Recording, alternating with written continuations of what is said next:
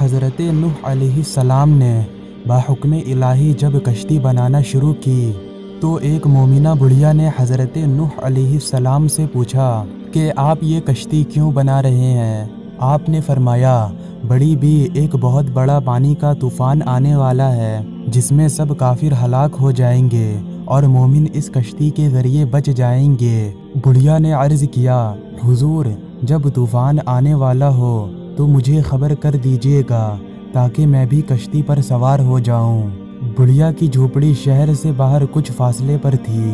پھر جب طوفان کا وقت آیا تو حضرت نوح علیہ السلام دوسرے لوگوں کو کشتی پر چڑھانے میں مشغول ہو گئے، مگر اس بڑھیا کا خیال نہ رہا، حتیٰ کہ خدا کا ہولناک عذاب پانی کے طوفان کی شکل میں آیا اور روئے زمین کے سب کافر ہلاک ہو گئے۔ اور جب یہ عذاب تھم گیا اور پانی اتر گیا اور کشتی والے کشتی سے اترے تو وہ بڑھیا حضرت نوح علیہ السلام کے پاس حاضر ہوئی اور کہنے لگی، حضرت وہ پانی کا طوفان کب آئے گا؟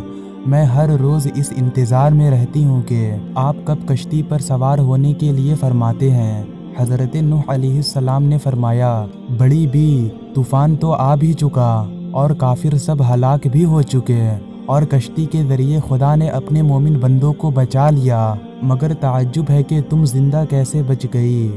بڑھیا نے عرض کیا، اچھا یہ بات ہے، تو پھر اسی خدا نے جس نے آپ کو کشتی کے ذریعے بچا لیا مجھے میری ٹوٹی پھوٹی جھوپڑی ہی کے ذریعے بچا لیا۔ سبق یہ ہوا، جو خدا کا ہو جائے خدا ہر حال میں اس کی مدد فرماتا ہے اور بغیر کسی سبب ظاہری کے بھی اس کا کام ہو جاتا ہے۔